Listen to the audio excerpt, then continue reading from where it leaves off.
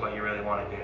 I mean, this is a general life tip, but if you can find a job that's flexible, totally cool with you touring, hang on to that bad boy, because that's the best thing you're going to get.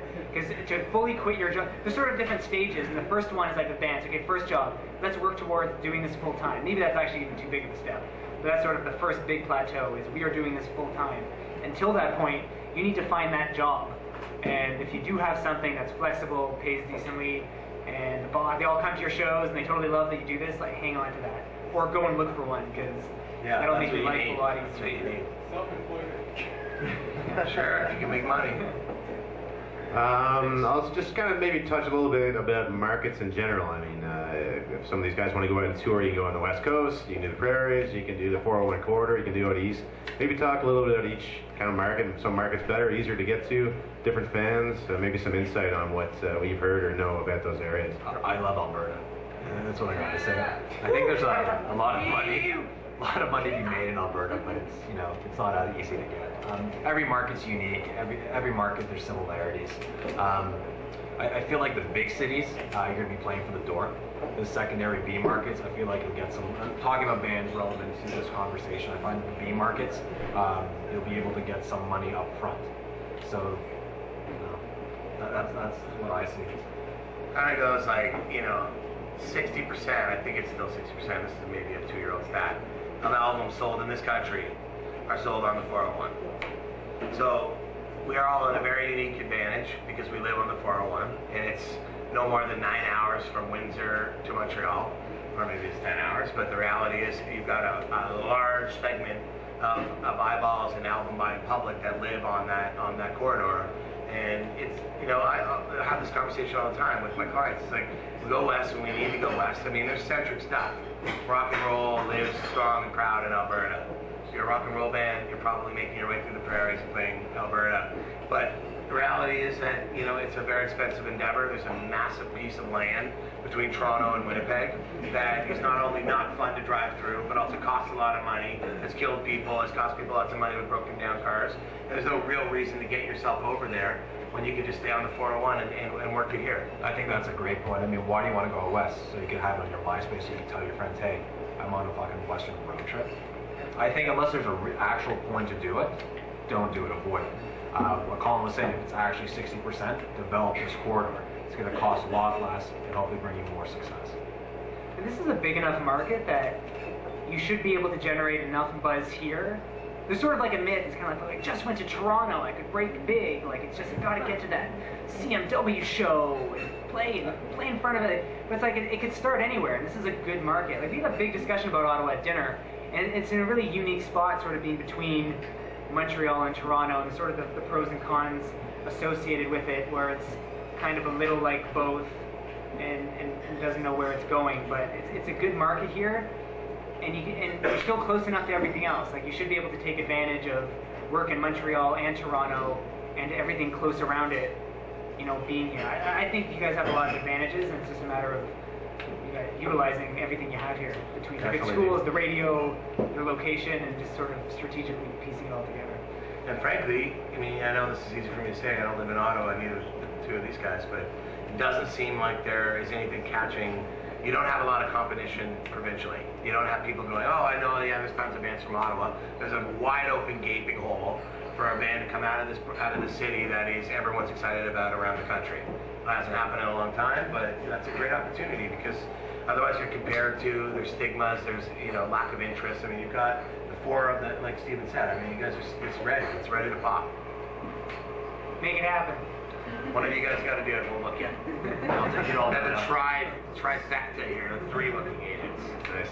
You touched a little bit on MySpace. Maybe talk about the importance of the interweb with MySpace, Twitter, Facebook, all that stuff. What's important? What do people look at, and how much should they be using it? Should be using it a lot. I mean, in terms of getting in touch with people, I don't need a CD. MySpace is everything. It's the most. It's made for booking agents. Like, I don't care. I don't even know if people still have personal pages anymore. But for booking agents, just send it to me. Like, I don't do anything. I don't look. I click play and I minimize it, and then I do what I do, and that's all you need. Just put your best songs up there. That's in terms of just sort of on a booking agent level and sort of attracting people. In terms of generating fans, yeah. Like, I'm not super internet savvy. Like, I was sort of just found out about Twitter and all that, but I still don't know what the fuck. yeah. I'm hoping none of you have sent me an actual hard press kit. I do try to listen to the music, but MySpace is just so much more convenient.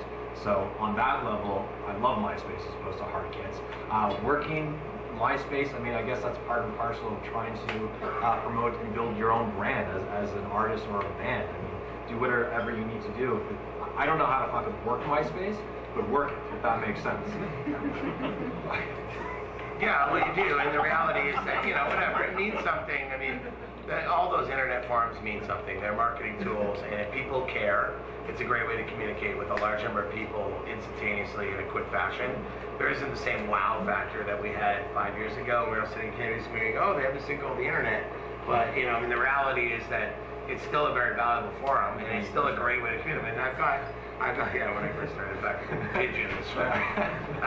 You know, I've got an artist I work with, a singer-songwriter. Her name's Sarah Sleen, and she's out, just had to get on a tour now called the Recessionista Tour.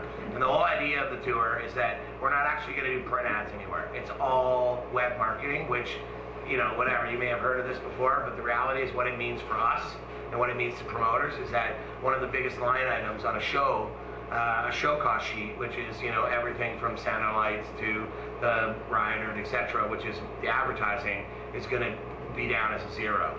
And it's a really interesting concept. And frankly, I love the idea of it because they don't make promoter profit, and the artist makes a lot more fucking money. But at the end of the day, what is interesting about it is that we've been doing this now in Toronto, and this is the first one, at least for me, and maybe Steven and Jason have been doing this for 10 years, but it's the first time that I've ever had an artist do a national tour with no print marketing. It's all viral. It's all done through Facebook and sarahsleen.com and her fan club. And that sort of, you know, this could be, that is the next step, because what we're all looking to do is make things more efficient. And marketing, mediums, and, you know, again, it's like with radio, Sarah probably wouldn't spend money on radio, so. But, you know, like there's certain people that'll be hurt by that, but what it ends up doing is putting more money in the artist's pocket, which is a very intriguing proposition, obviously, for both my clients and myself. No print in Toronto? Where's she playing? She sold out, well, she's not actually playing Toronto on the show, but we've done 4 years in a row now. We played 2 nights at the Harbourfront, the On-Wave Theatre, which is the 450 cap theater, and we've never done a print ad. And we sold 2 nights out, 900 tickets. So, and these are like hardcore fans that, frankly, are more excited about it because they're the ones finding out about it, and they're the ones finding out about it because they're blogging about her and whatever, and they're on for Joe Schmo who reads the Now magazine, and that creates a new level of excitement. That's a very interesting prospect that we could get to a point where we don't have to buy print. I think that's different than radio. Well, I think it's dependent on the band. I think print is coming less relevant with a lot of acts. Perhaps you guys work with the acts that I work with, and formats like Facebook is coming more. I mean, the amount of the amount of promoters are, you know, utilizing Facebook. It is just astronomical going back a couple of years ago. So going back to a show cost, I mean, your advertising is sort of cut and puts more money in the artist's pocket, and more importantly, in my pocket. You know, seeing less of a show cost. Before we hit the Q&A portion, maybe talk a little bit about what kind of challenges you see for up-and-coming artists in the music industry right now. Things that people coming up run into, problems, things to think about as they start to tour and conquer the world.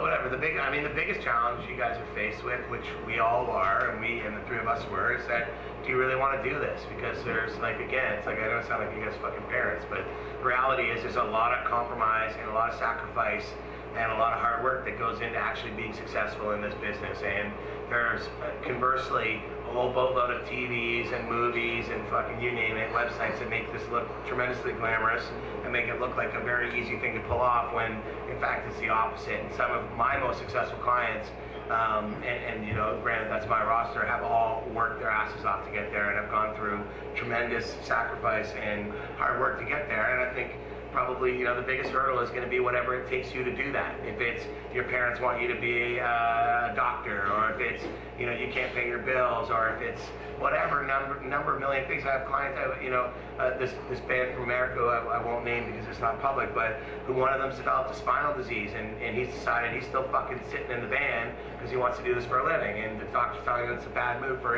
for his, his future as far as his body's concerned, and he's doing it. The point is, sacrifice.